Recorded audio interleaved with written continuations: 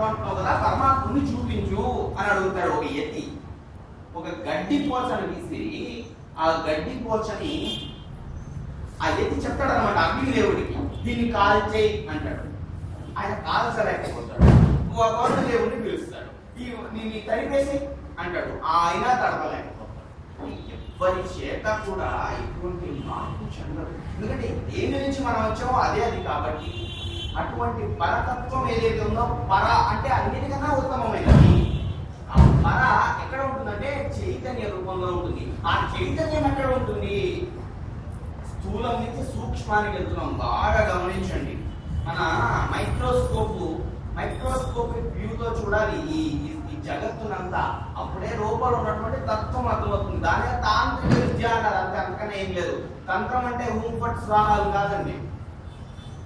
అసలైనటువంటి సూక్ష్మతమ అంశాలను తెలుసుకోవడమే అంటే మైక్రోస్కోప్ లో 100% పెట్టి ఎంత దగ్గరగానో వెళ్తే పదార్థం అణువుల లోపల ఇంకా ఎలక్ట్రాన్లు ప్రోటాన్లుగా ఎలా అయితే ఉంటుందో అంత సూక్ష్మతమ విషయాలను తెలుసుకునేందుకు సహకరించేదే తత్వం. ఇప్పుడు తెలిసిపోయింది చైతన్యం ఎక్కడ ఉన్నది? ఆత్మలో.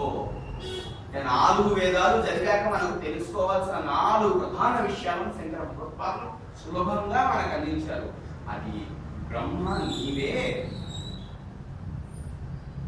అయమాత్మానం బ్రహ్మ, నీలో ఉన్న చైతన్యం ఆత్మ ఉంది చూడు, ఆ ఆత్మే నీవని చెప్పాడు. అందుకని గమనించండి, అప్పటిదాకా నా నా నా నా అనేటువంటి వాళ్ళందరూ మన చుట్టూ పోయిన వాళ్ళు ఒక్కసారి ఆత్మ శరీరం నుంచి వెళ్ళిపోయింది అనుకోండి, ఇంకేముండదు. అందరూ అక్కడ బయట నిలబడి నా పాపం ఎలా జరిగిందో అనుకుంటారు. ఆ దగ్గర కూడా రాదు. ఎందుకంటే విలువ ఎవరికి అంటే ఆత్మకే. బాగా గమనిస్తే తెలుస్తుంది, ఆ శరీరానికి కాదు. శరీరం కూడా ఆత్మ ఉన్నంత సేపే దాని యొక్క అందమంతా, పై మెరుగులంతా. అయితే ఏ కాలంలోనూ మారనటువంటి ఒక అందం ఉన్నది. ఎన్ని యుగాలు మారినా, జగత్తులు మారినా, సృష్టి మారినా మారని మాయని అందం ఉంటున్నది. అదే సౌందర్యం. ఆ సౌందర్యముకి అందానికి చాలా వ్యత్యాసం ఉన్నది. ఆ సౌందర్యము అమ్మకున్నది. అబ్బా, ఈ అమ్మని మేము ఎప్పుడు చూడలేదండి అనుకుంటాం మనం. అమ్మంటే ఇప్పుడు మనకు స్పష్టంగా అర్థమైంది. చైతన్యము అని ఇందాక నుంచి ఏదైతే మనం మాట్లాడుకుంటున్నామో ఆ చైతన్యమే అమ్మ. పుంస్వరూపాన్ని ప్రకృతిగా చెప్పారండి వేదంలో. మరి స్త్రీ స్వరూపాన్ని అమ్మగా చెప్తూ వాటికి పురుష విగ్రహాలకు ఆగమ శాస్త్రం, దీన్ని అంతా కూడా అర్థం చేసుకోవాలంటే ఆగమ శాస్త్రం బాగా దాన్ని కూడా తాంత్రిక దృష్టిలో చూస్తే ఆగమ శాస్త్రం ప్రతి మంత్రం కూడా ఒక ఆకారాన్ని చెప్తుంది. శుక్లాం వరదరం విష్ణుం శశివర్ణం చతుర్భుజం. బాగా విడగొట్టండి, కూర్చొని పేపర్ మీద రాసుకోండి. శుక్లాంబరధరం, బాగా తెల్లని బట్టలు ధరించిన వాడు. ఆకారం కనిపిస్తుంది కదా లేదా? మంత్రం అంటే అదే. మంత్రాన్ని కనుక ఈ తత్వ దృష్టితో చూడడం మొదలు పెడితే ఆ మంత్రంలోనే విగ్రహ స్వరూపం కూడా కనబడుతుంది. ఎందుకంటే లలితా సహస్రనామాన్ని మా మిత్రుడు ఒకడు డోనోస్కోపీ అనే ఒక యంత్రం ఉంటుంది. ఆ యంత్రం అలా పెట్టుకొని లలితా సహస్రనామం చదువుతూ ఉంటే అండి ఆ కనిపించిందట. అమ్మవారు చక్కగా చెరుకుగడ, పూలమాల అవన్నీ పట్టుకుని అలా కూర్చున్నట్టు కనిపించేది. ఇదేదో ఊహ కోసం చెప్పినటువంటి విషయం కాదండి, ఈ శాస్త్రం అంగీకరించినటువంటి విషయమే. ఉదాహరణకు ఓంకారం మీద జరిగిన పరిశోధనలో ఓంకారాన్ని జపించగా శ్రీచక్రం ఆకృతి వచ్చినది అని అప్పటికీ ఎంతో మంది ధృవీకరించినటువంటి విషయం ఇది. అంటే మొదట మంత్రాన్ని అర్థం చేసుకోవాలి బాగా. ఇప్పుడు ఇంకొంచెం మనకు సింప్లిఫై అవుతుంది, గమనించండి. అందుకనే ఋగ్వేదంలో మొదట ఏముంటాయంటే మంత్రములే ఉంటాయి, శ్లోకములు ఉంటాయి. తర్వాత యజుర్వేదంలో గద్యములు ఉంటాయి. ఆ మంత్రాలను ఏదైతే ఏ దేవత గురించి నువ్వు మాట్లాడుతున్నావో ఆయన గురించినటువంటి గద్యాలు ఉంటాయి. తర్వాత సామంలో అవి చక్కగా పాడబడతాయి. వేదాన్ని అర్థం చేసుకోవాలన్నా కూడా ఈ అన్ని విషయాలు మనకి పై విషయాలు తెలిస్తేనే ఈ కింది విషయం తెలుస్తుంది. పైది ఏమిటి? చైతన్యమే బ్రహ్మ. చైతన్యం లేకపోతే మరి ఒకటిగా మీరు ప్రశ్న వస్తుంది లోపల మనస్సులో. ఇప్పుడు మరి చైతన్యం కానిది ఏమిటండి? జడం ఉంది కదా, అదేమిటి? అది శివుడు అని చెప్పింది శాక్తేయం అంతే. ఏదైతే నిరంజన నిర్వికార రూపం ఉన్నదో అది ఈశ్వరుడు. సాకారమైనటువంటి చైతన్యం ఏదైతే ఉన్నదో అది అమ్మగా చెప్పింది. శాక్తేయం అంటే ఇంతే. కాకపోతే వాళ్ళు ఆచరించినటువంటి మార్గం కొంత వైదిక మార్గాన్ని అనుసరించకపోవడం వల్ల శంకరాచార్యులు వారు దీన్ని సదాచార సమయాచార రూపంలో చెప్పడం మనకు తెలుసు. అంటే ఒక్కొక్క శాస్త్రాన్ని అర్థం చేసుకోవాలంటే మనం ఎలాంటి మైక్రోస్కోపిక్ వ్యూలో చూడాలో చూద్దాం. అందుకనే వేదం ఒక అద్భుతమైన వాక్యాన్ని చెప్తుంది మనకి. ఏమంటే సర్వం కల్విదం బ్రహ్మ. ఇంతకన్నా మనకు బ్రహ్మ పదార్థాన్ని అర్థం చేసుకోవడానికి వేరే తాత్కారణం ఏదైనా కావాలా? ఏమంటారు అంటే బ్రహ్మం అంతటా ఉన్నది అంటే నీలోనే ఉన్నది, అతనిలో ఉన్నది, మరి అక్కడ ఉన్నది, ఆ జడంలో ఉన్నది, అన్నీ ఒకటే అని నేను చెప్పి బయటకు వెళ్ళాను అనుకోండి, ఆయన నువ్వు ఒకటే కదండి నన్ను సుబ్బారావు గారు అని తెలిస్తే నేను ఊరుకుంటాను కాదండి, నా పేరు ప్రొఫెసర్ అని చెప్పుకుంటాను. మరి ఏంటి అహం, ఈ నేను అనే తత్వం ఎక్కడి నుంచి వచ్చింది? ఇప్పుడు అంతా ఒకటే కదా, బ్రహ్మం అంతా ఒకటి. కానీ ఆ బ్రహ్మము ఒక్కొక్క ఉపాధిని పొందినప్పుడు దానికి ఒక్కొక్క పేరు వస్తుంది. ఆ బ్రహ్మము హిరణ్యకశిపుని చంపాలి అన్నప్పుడు నారసింహ రూపంలో వచ్చినట్లే ఈ విధంగా ప్రవచనం చెప్పాలి అన్నప్పుడు నా రూపంలో వచ్చింది. అంటే బ్రహ్మ ఆపాదించుకున్నటువంటి ఉపాధి మార్గంలే తప్ప లోపల ఉన్నటువంటి ఆత్మ ఆ పరబ్రహ్మంలో నుంచి వచ్చినటువంటి చిన్న స్మాల్ యాటమ్. ఇలా మనం అంటే ఇది గమనించండి. శ్రీ విద్య అనగానే చాలా మంది ఏమనుకుంటారంటే బీజాక్షరాలు మంత్రాలు ఇవన్నీ ఏవో ఉంటాయి, ఏవో ముద్రలు పెడతారు, ఇలా ఇలా అంటారు. ఇవన్నీ తర్వాత మొదట తెలుసుకోవాల్సింది ఏంటంటే దాని తత్వాన్ని తెలుసుకుంటే అప్పుడు అవి తెలుసుకున్నప్పుడు మనం సరిగ్గా ఉపయోగించగలుగుతాం, లేకపోతే సమస్య. మరి ఈ తత్వాన్ని తెలుసుకోవడం ఎంత ముఖ్యమో శంకరాచార్యుల వారు వివేక చూడమనిలో ఒక శ్లోకం చెప్తారు. జంతువునాం నర జన్మ దుర్గమతః పుంసా తతో విప్రత తస్మాత్ వైదిక ధర్మ మార్గ పరత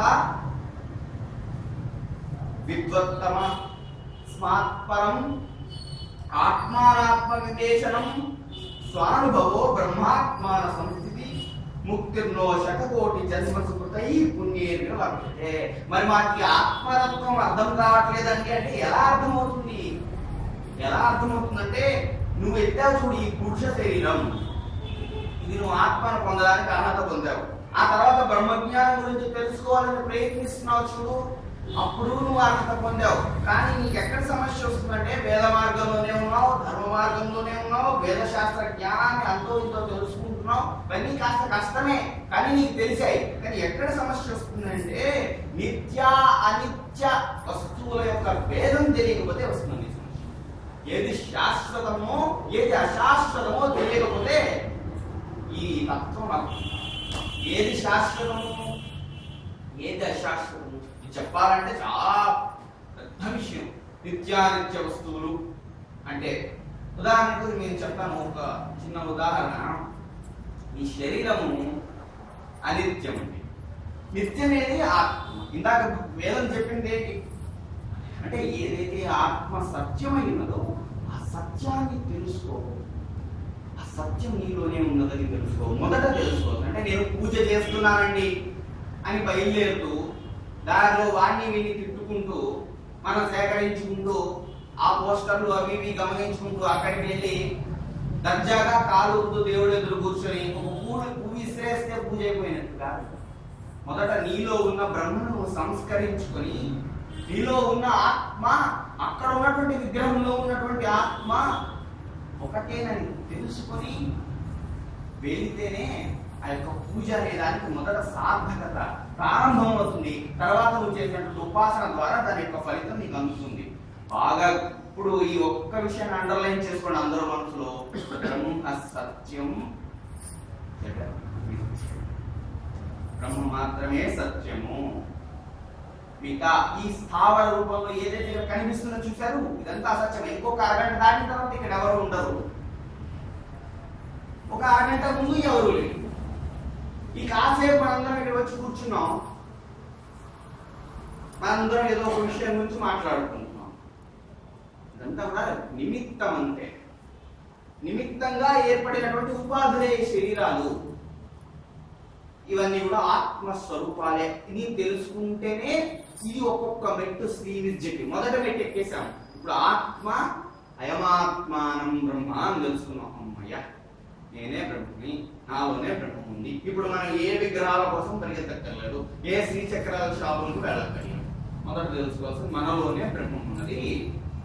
ఆ బ్రహ్మాన్ని మొదట అర్చిద్దాం. ఇది ఎలా అర్చించాలో చెప్పిందే శ్రీ విద్య, అంతకన్నా ఇంకేం లేదు. ఇది దీన్ని ఎలా అర్చించాలి అనేది తెలుసుకోవాలి అంటే శ్రీ విద్యా ఉపాసనా క్రమాన్ని మనం తెలుసుకోవాలి. కానీ ఉపాసనా క్రమం ఒక ఆయన నాకు చెప్పాడండి, అసలు మీరు ఏంటంటే అన్ని కనబడుతున్నాయి, నాకు కళ్ళు కనిపించట్లేదండి అన్నాడు. ఒక నిమిషం ఆలోచించండి. అంటే ప్రపంచాన్నంతటిని నీకు చూపిస్తున్న వస్తువు ఏదైతే ఉందో అది నీకు కనిపించదు. చాలా మంది భగవంతుడు చూపించండి, భగవంతుడు చూపించండి అంటారు. మనం భగవంతుడు చూపించాల్సిన అవసరం లేదు. ఏంటంటే నువ్వు ఇక్కడ ఉన్నావు అంటే కారణం ఆయనే. నువ్వు ఈ విషయాలను చూస్తున్నావు ఈ భౌతిక ప్రపంచాన్ని అంటే కారణం ఆయనే. అందుకని భగవంతుడు ఎక్కడ చూడాలి అనే సమస్య మనలో వస్తే ఇప్పుడు ఈ శ్రీచక్రం గురించి తెలుసుకోవాలంటే ఇది కూడా తెలియాలి. భగవంతుడు ఎక్కడ చూడాలి అని మనం వెతుకుతుంటాం కదా. శ్రోత్రః చెప్తుంది కదా, మనసో మనోయత్ వాచో అవాచం సగు ప్రాణస్య ప్రాణః చక్షుశ్చ చక్షుః తదివచ్చ ధీరః రేత్యాస్మం లోకారుతా భవంతి. ఈ చూపు ఏదైతే చూపుగా లోపల ఉన్నదో, ఈ శబ్దం వింటున్నావు కదా, ఈ శబ్దానికి ఏదైతే లోపల ఉన్నదో, ఈ దేని వల్ల అయితే ఈ శబ్దం వింటున్నావు, దేని వల్ల అయితే ఈ జగత్తును చూస్తున్నావు, దానిని చూడాలనుకోవడం కంటే అవివేకం ఏమీ లేదు. దాన్ని చూడాలనుకుంటే కళ్ళు మూసు ధ్యానం అంతర్దృష్టితో కనుక లోపలికి చూడగలిగితే ఈ విషయాలు మనకు సులభంగా అర్థమవుతాయి. ఈ అంతర్దృష్టితో చూస్తూ వెళ్తే ఒక్కసారి ఈ అంతర్దృష్టితో చూడటం అంటే ఏంటండి, దానికి ఏదైనా ఒక ఉదాహరణ చూద్దాం. ఒక్క నిమిషం ఓంకారం చెప్పండి.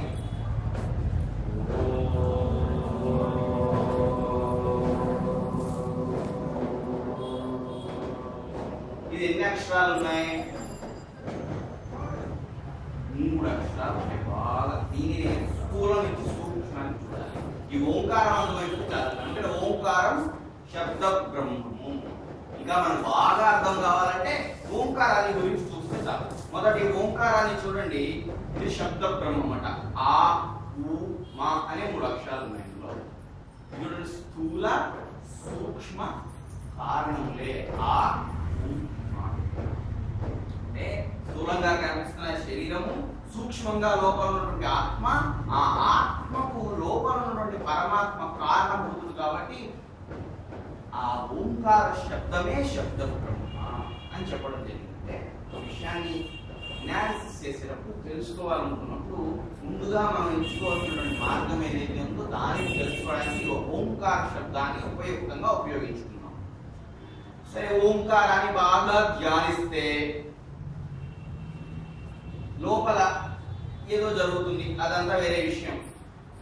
ఓంకారాన్ని ధ్యానిస్తూ ధ్యాన మార్గంలో మనం వెళ్ళామనుకోండి, మనకు విషయం వస్తువు బాగా కనిపిస్తుంది. అది ఓంకార ధ్యానం బాగా చేసిన వాళ్ళకి కనిపించే వస్తువు సచ్చిదానందం. చాలా మంది అంటారు సచ్చిదానంద స్వరూపం. ఇది సచ్చిదానం అంటే విషయ వస్తువులు వచ్చే వల్ల, వాటి వల్ల వచ్చే ఆనందం కాదు. ఈ విషయ వస్తువులకు సంబంధించినటువంటి ఆనందం ఉంది. ఆనందం ఎప్పుడు వస్తుందంటే, ఆనందం ఎప్పుడు వస్తుంది? నీ అంతర్గత దృష్టితో లోపల చూస్తే లోపల ఉన్న ఏ ఆనంద స్వరూపుడు నీ లోపల ఉన్నాడో ఆ ఆనంద స్వరూపుడే సత్, ఎవర్ గ్రీన్, ఎప్పటికీ ఉండేవాడు. ఎప్పటి నుంచి ఉన్నవాడు ఎప్పటికీ ఉండేవాడు. ఎలా ఉంటాడు? ఎప్పుడు కూడా చైతన్య రూపంలోనే ఉంటాడు. చిత్. మరలా చెప్తున్నాడు 3వ పదం, ఆనందము. లోపల ఉన్న ఆనందం, లోపల ఉన్న ఆత్మ ఏ రూపంలో ఉంటుందంటే ఆనందము అనేటువంటి రూపంలో ఇప్పటికీ మనకు ఒక్క విషయం స్పష్టంగా తెలిసింది, అది శరీరంలో ఉన్నటువంటి కారణభూతమైనటువంటి ఆత్మ ఏదైతే ఉన్నదో ఆత్మ ఆనంద స్వరూపము అని. సరే, ఈ ఆనంద స్వరూపాన్ని ఎలా తెలుసుకోవాలి అంటే మనకు పరావిద్య అపరావిద్య అని రెండు విద్యలు ఉన్నాయి. సరే, భౌతికమైన విషయాల గురించి తెలిసేది అపరావిద్య అంటే మన సైన్స్ మ్యాథ్స్ మొదలైనవి. మరి అపరావిద్యో వేదము, స్మృతులు, ఉపనిషత్తులు, పురాణాలు మొదలైనవి వస్తాయి. ఇవి ఏం చెప్తాయి? ఇందాక నుంచి నేను చెప్తున్నాను కదా, బ్రహ్మము బ్రహ్మము అనేది చూపిస్తున్నాను కదా, ఆ బ్రహ్మాన్ని నీకు చూపిస్తాయి. ఏవి? శాస్త్రాలు, వేదాలు. మరి ఇవి ఎలా, వీటిని ఎలా తెలుసుకోవాలి? ఎందుకంటే శ్రీ విద్య బ్రహ్మ విద్య అండి. బాగా గమనించండి. శ్రీ అంటే మన లలితా సహస్రనామం మొదటి 3 నామాలు చెప్పండి. శ్రీమాత్రే నమః, తర్వాత శ్రీమాత, శ్రీ మహారాజ్ని, శ్రీమతి. ఆ శ్రీ శ్రీ శ్రీ కామన్ గా ఉన్నాయి చూడండి. శ్రీ తీసేస్తే ఆవిడ 3 స్వరూపాలు చెప్పడం జరిగింది. మొదటిది సృష్టి క్రమం, ఆవిడ సృష్టికర్త కాబట్టి మాత, శ్రీమాత. ఆ శ్రీ పక్కన పెట్ట మాత. మహారాజ్ని, ఆవిడ ఎవరట? పాలకుడు, మహారాజుల మహారాణి. పాలకుడు అంటే విష్ణువు. శ్రీమత్ సింహాసనేశ్వరి అంటే సింహాసనం మీద కూర్చున్నదనే కాకుండా సింహం అనే పదానికి ఉత్పత్త్యార్థం ఏంటంటే ఏదైనా సరే లయం చేసుకున్నటువంటి తత్వం ఉన్నటువంటి శివుడు. అంటే మూడోది అంటే 3 విషయాలు, సృష్టి, స్థితి, లయలు. మూడింటికి 3 ముందు పదాలు ఉన్నాయి. శ్రీ, శ్రీ, శ్రీ. ఈ శ్రీయే చైతన్యము. చైతన్యాన్ని గురించి మనకు తెలియజేసే విద్య ఏదైతే ఉందో శ్రీ చైతన్య విద్య. ఇది బ్రహ్మ విద్య. చైతన్యము బ్రహ్మ కదా, అయమాత్మానం బ్రహ్మ. ఇందాకే చెప్తున్నాను, ప్రజ్ఞానం బ్రహ్మ. అలా చైతన్యమే బ్రహ్మ కదా.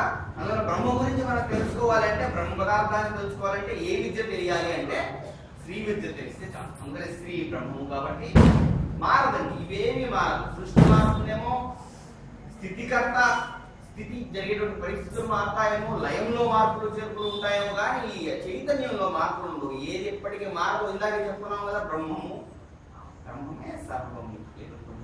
ఇందులో నుంచి వచ్చినటువంటి ఈ సృష్టి స్థితి లయ క్రమాలు ఉన్నాయో అవన్నీ బ్రహ్మమే కాబట్టి అమ్మవారు బ్రహ్మస్వరూపిణి అని చెప్తారు లలితా సహస్రనామంలో. పరము అనే విషయాన్ని తెలుసుకోవడం కోసమే, పరమాత్మత్వాన్ని తెలుసుకోవడం కోసమే పరావిద్య ఉన్నది. ఈ పరావిద్య శ్రీ విద్య కూడా. శ్రీ విద్య కూడా అంటే చాలా విద్యలు ఉన్నాయి, అందులో ఒక విద్య శ్రీ విద్య. శ్రీ అంటే బ్రహ్మమే అని తెలుసుకున్నాం కదా. మరి విద్య అనే పదాన్ని ఎక్కడ ఉపయోగిస్తారంటే, ఈ విద్య అనే పదం సహజంగా లోకంలో పురుష ప్రధాన దేవతలు ఎవరైతే ఉంటారో వాళ్ళకు ఒక్కొక్క రకంగా శ్రీ అమ్మవారి ప్రధానంగా ఉన్నటువంటి వాటి యొక్క ఉపాసనా క్రమానికి విద్య అనే పేరు ఉంటుంది. చాముండ విద్య, లోకంలో చాలా రకాల విద్యలు ఉన్నాయి. 64 తంత్రాలు ఉన్నాయి. ఈ తంత్రాలన్నీ పక్కన పెట్టి ఇది శ్రీ విద్య. ఈ శ్రీ విద్యే బ్రహ్మ విద్య. అంటే ఆత్మ ఏదైతే మాట్లాడుతున్న ఆత్మ ఉందో ఆత్మ విద్య బ్రహ్మ విద్య.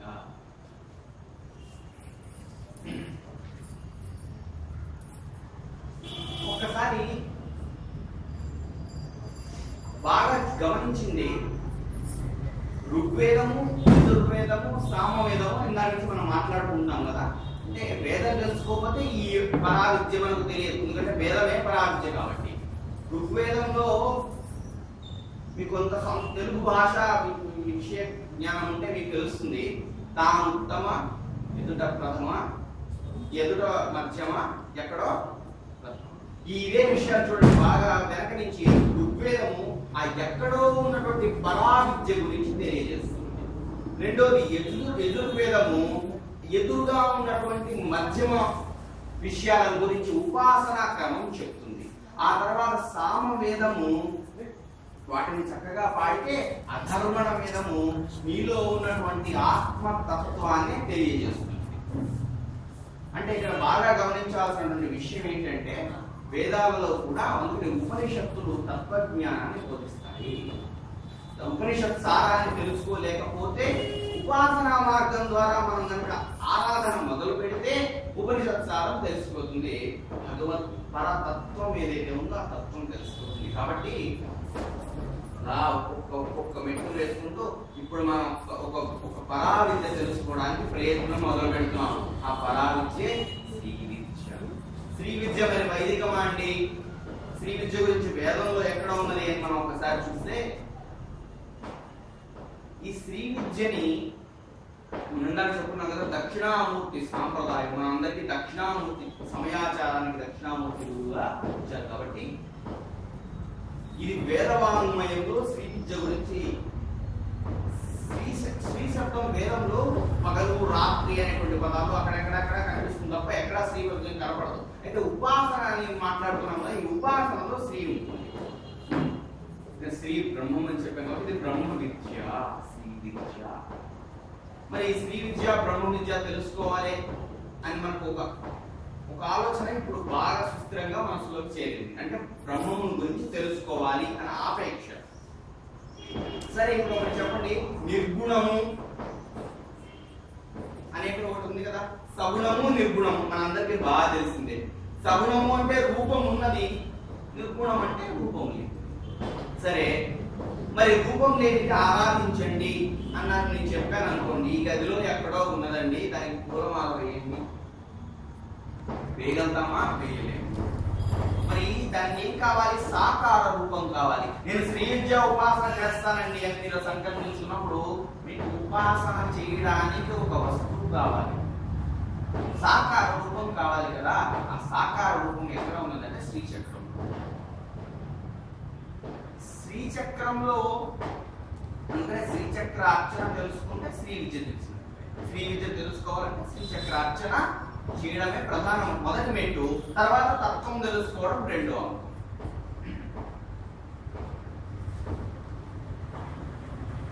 సరే, ఇందాక చెప్పుకున్నాం కదా చైతన్యము. ఆ చైతన్యమే ఈ ప్రపంచంలో ప్రతి వస్తువుని కదిలిస్తున్నది, దాన్ని ఆత్మస్వరూపమని, ఆత్మ ఆనందమని ఒక్కొక్క వ్యక్తి ఎక్కుతూ వచ్చినది ఆనందాన్ని తెలుసుకునేటువంటి ప్రక్రియ మొదలు పెట్టడం. ఆనందం ఎక్కడ ఉన్నదండి? ఆనందం అంటే శంకరాచార్య చెప్తారు, ఈ ఆనందం కూడా శాశ్వతం కాదు. ఒకసారి వస్తుంది, ఒకసారి పోతుంటుంది, వచ్చిపోతుంటుంది కదా. ఈ విషయ వస్తువుల ఆనందం కాదు, ఇంకో ఆనందం ఉన్నది. ఈ ఆనందం మాకు ఎలా తెలుస్తుంది అంటే దానికి ధ్యాన మార్గం చెప్తారు. ధ్యాన మార్గం తెలిసి ఒకసారి కుండలిని శక్తి మూలాధారం సహస్రాలను జరుపుకున్న వ్యక్తికి తెలుస్తుంది ఆనందం అంటే ఏమిటో.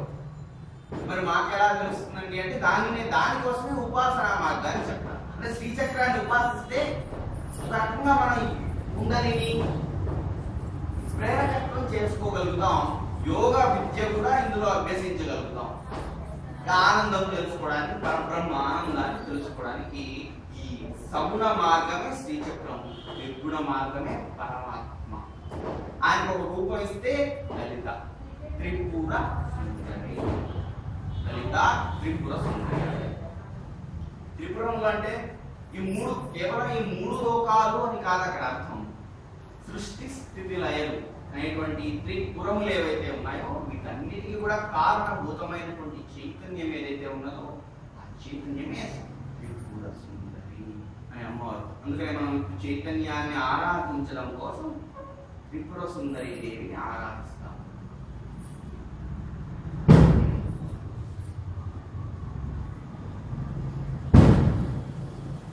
పదార్థం, చైతన్యము, ఈ రెండు ఒకదాని నుంచి ఒకదాన్ని విభజించి చూడడానికి అవకాశం ఉన్నదా అంటే 100% లేనట్లే. పదార్థంలో ఉన్న చైతన్యాన్ని బయటకు తీసి చూడగలం, ఎలక్ట్రాన్ బయటకు తీసి చూపించే ఎక్స్పెరిమెంట్ లో, కానీ బయటకు రాదు, అందులో కనపడుతుంది అంతే.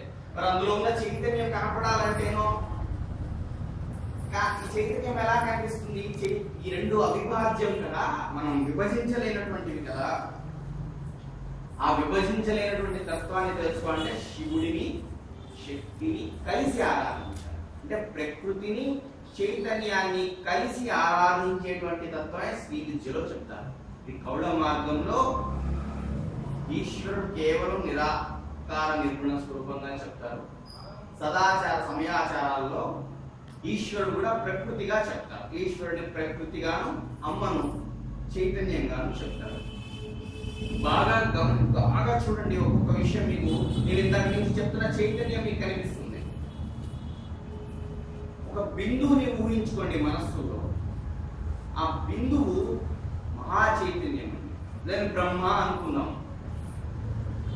బ్రహ్మ అనుకోవడం ఏంటండి అంటే ఏమీ లేని ఆకాశం ఉంది కదా, అంటే నిర్గుణం, అంటే ఇక్కడ ఏమీ లేదు. ఒక సగుణ రూపం ఇద్దామని మొదలు పెడితే ఒక డాట్ ని ఊహించుకుందాం, ఒక చుక్కని. ఇక్కడే మీకు శ్రీచక్ర రూపం కనిపించాలి.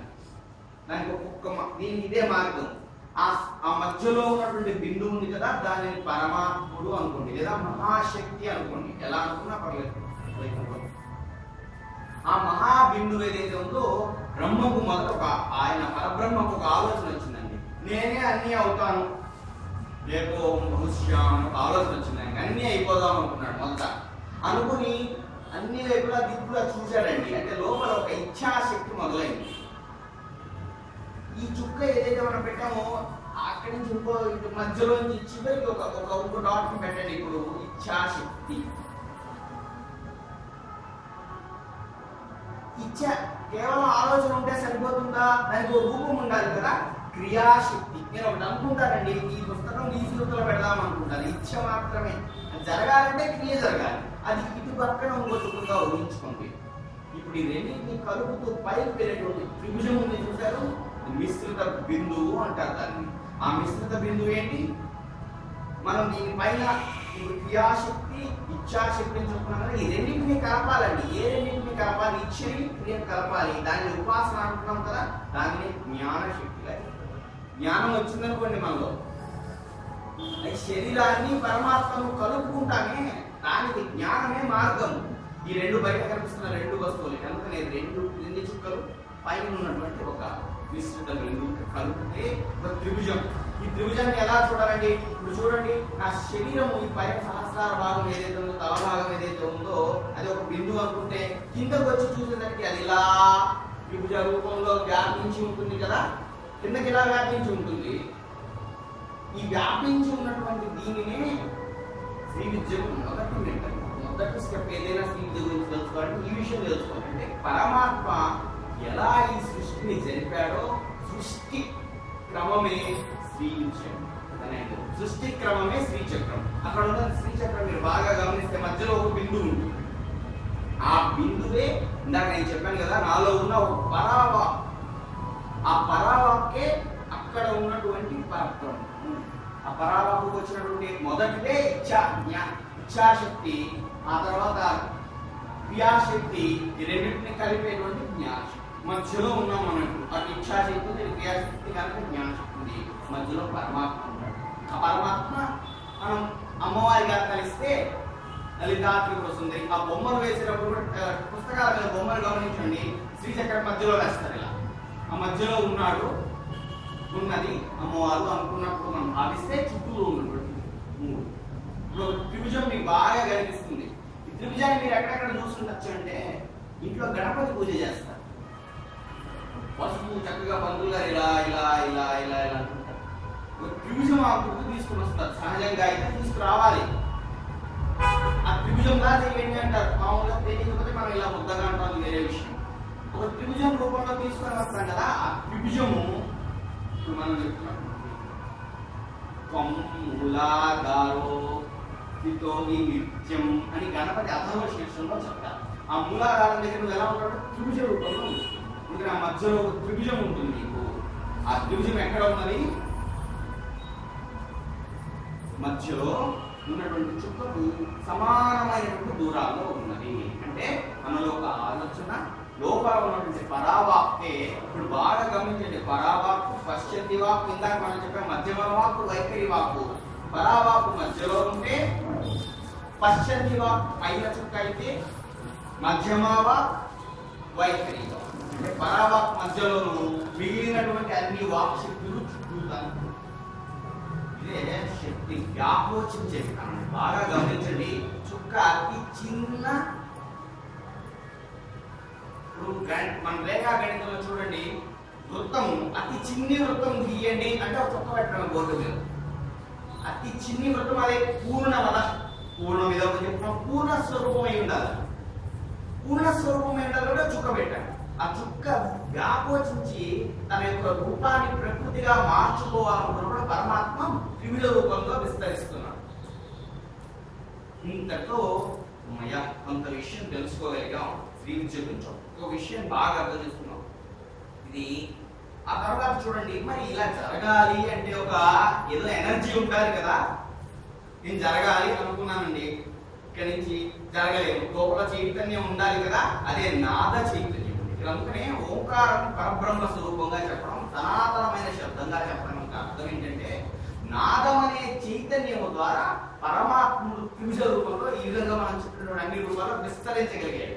ఎవరైనా తొయ్యాలి కదండి, జరపాలి, జరిగితేనే కదా.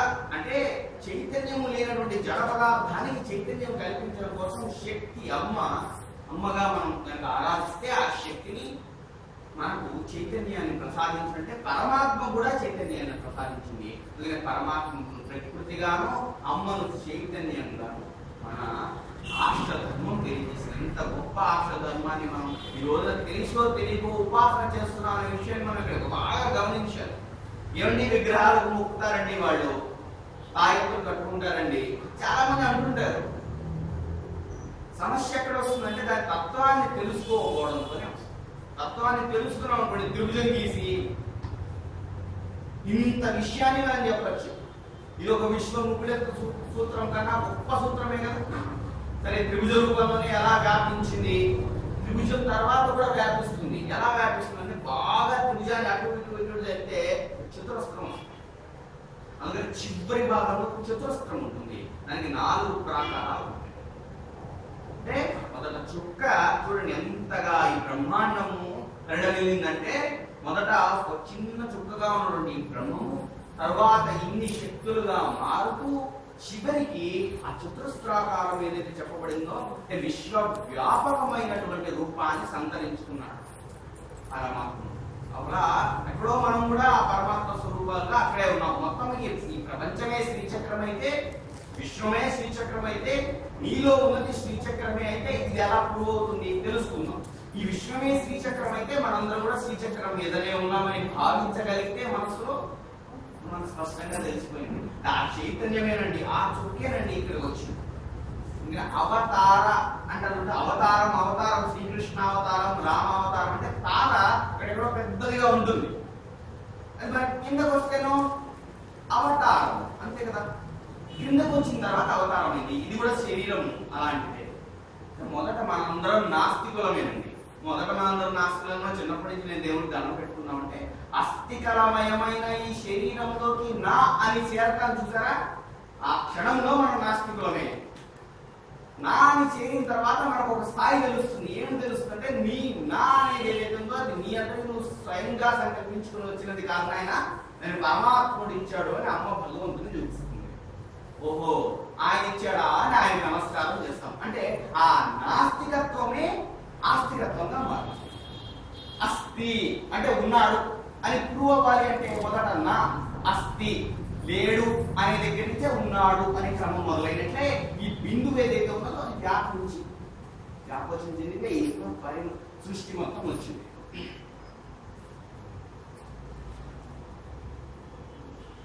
ఇప్పుడు ఇందాక చెప్పాను కదా, శుక్లాం భరతరం విష్ణు శశివర్ణం చతుర్భుజం దతున్నవదనం ఛాయే సర్వవిఘ్నోపశాంతయే.